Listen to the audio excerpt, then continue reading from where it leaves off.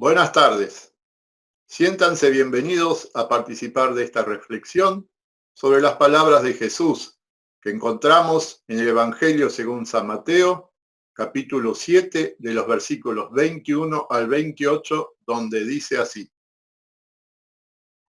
No todo el que me dice, Señor, Señor, entrará en el reino de los cielos, sino solo el que hace la voluntad de mi Padre que está en el cielo. Muchos me dirán en aquel día, Señor, Señor, ¿no profetizamos en tu nombre y en tu nombre expulsamos demonios e hicimos muchos milagros? Entonces les diré claramente, jamás los conocí, aléjense de mí, hacedores de maldad. Por tanto, todo el que me oye estas palabras y las pone en práctica es como un hombre prudente que construyó su casa sobre la roca. Cayeron las lluvias, crecieron los ríos y soplaron los vientos y azotaron aquella casa. Con todo, la casa no se derrumbó porque estaba cimentada sobre la roca. Pero todo el que me oye estas palabras y no las pone en práctica es como un hombre insensato que construyó su casa sobre la arena. Cayeron las lluvias, crecieron los ríos y soplaron los vientos y azotaron aquella casa, y ésta se derrumbó y grande fue su ruina.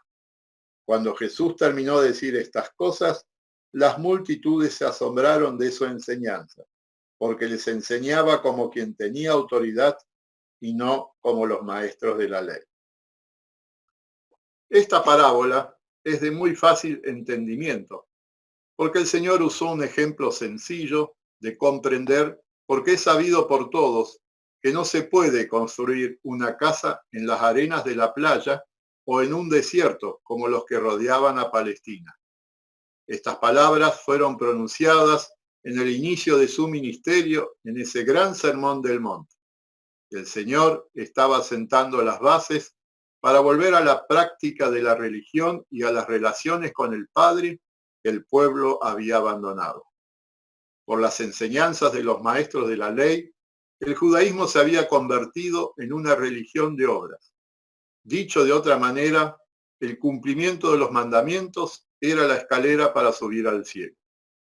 Hacía 7 u 8 siglos que se habían apartado de lo que Dios les había enseñado a sus antepasados, tal como Isaías lo había denunciado cuando dijo, inspirado por el Espíritu Santo: Este pueblo de labios me honra, pero su corazón está lejos de mí. El cumplir la ley divina sin fe verdadera en el corazón no tiene ningún valor a los ojos de Dios. Es por eso la severa advertencia de Jesús cuando dice, no todo el que me dice Señor, Señor, entrará en el reino de los cielos.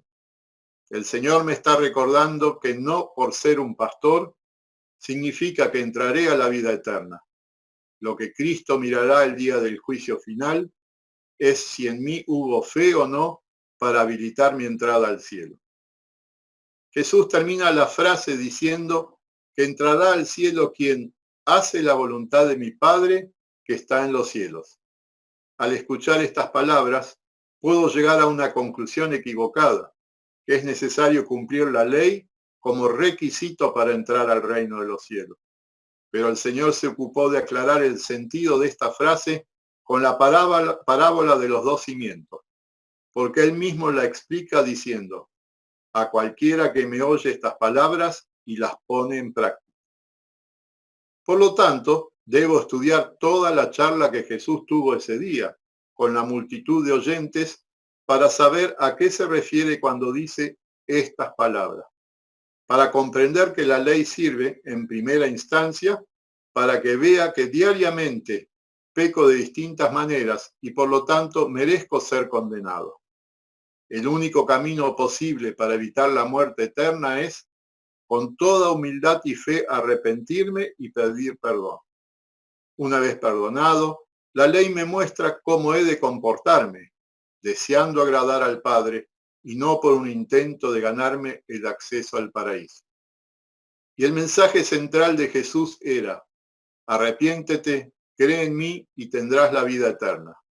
La ley no es la escalera al cielo, sino el camino al arrepentimiento, para que esté apto para recibir la fe que el Espíritu Santo me ofrece.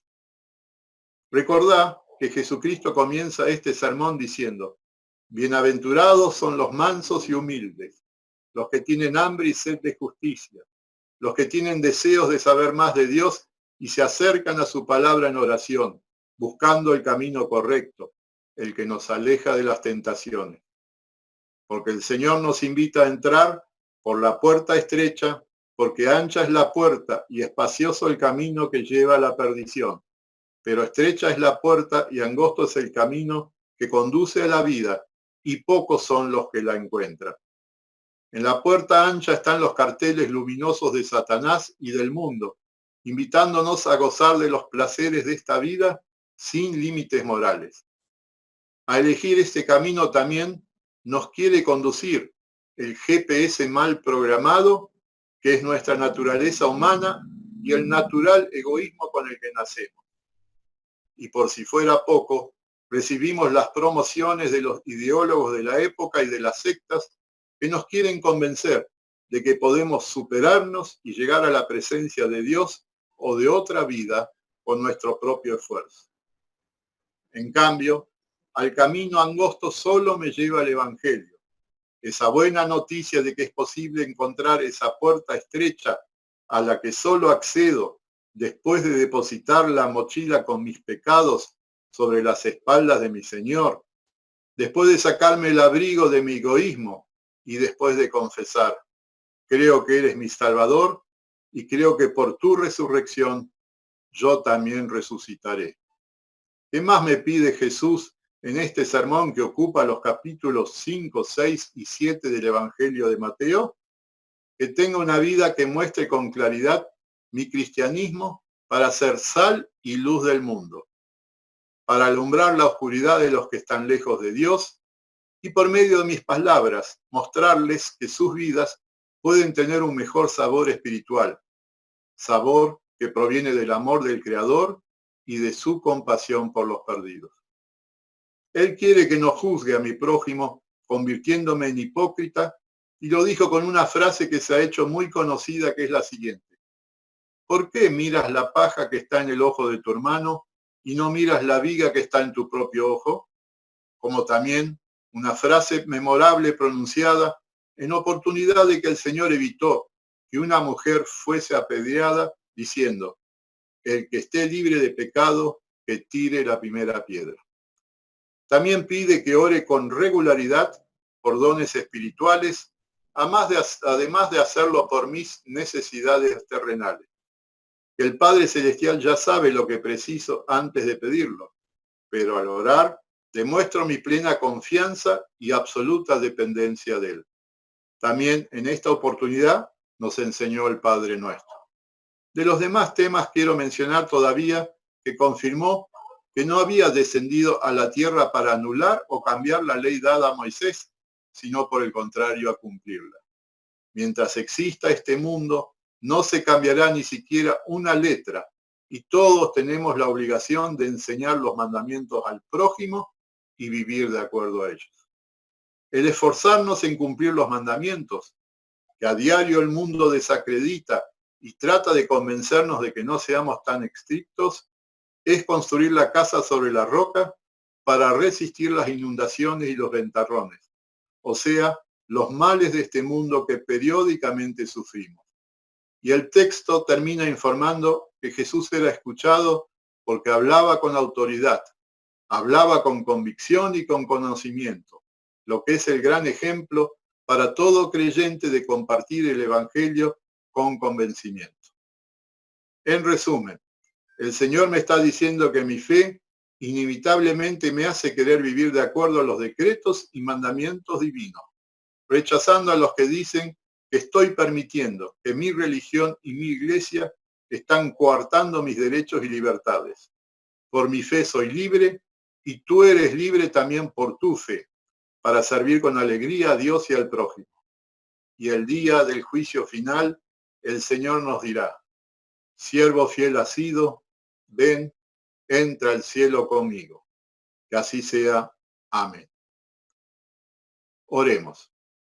Todopoderoso Dios, que eres digno de recibir alabanzas y reverencia de todos los hombres, de todo corazón te damos gracias por las innumerables bendiciones recibidas, aún en estos momentos tan complicados para nosotros y para nuestro amado país. Te suplicamos, Señor, que nos hagas comprender todas tus misericordias, de tal modo que sintamos verdadera gratitud hacia ti para alabarte con nuestros labios y nuestras vidas. Perdona todas nuestras faltas, ayúdanos a resistir las tentaciones y enmendar nuestros errores. Que tu Santo Espíritu nos dé paciencia, serenidad, confianza en tu misericordiosa bondad, sabiendo que tú, Santo Padre, has prometido que tus ángeles nos llevarán en sus manos para cuidarnos de día y de noche. En el nombre de tu Hijo, nuestro Salvador e intercesor, que nos pidió que oremos así. Padre nuestro que estás en los cielos, santificado sea tu nombre. Vénganos tu reino.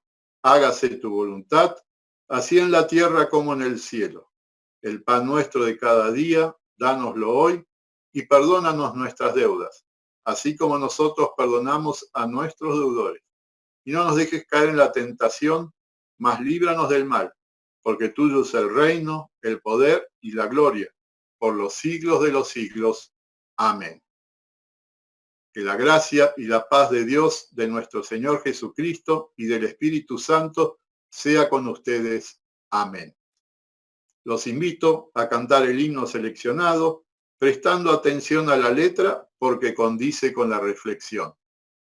Muchas gracias.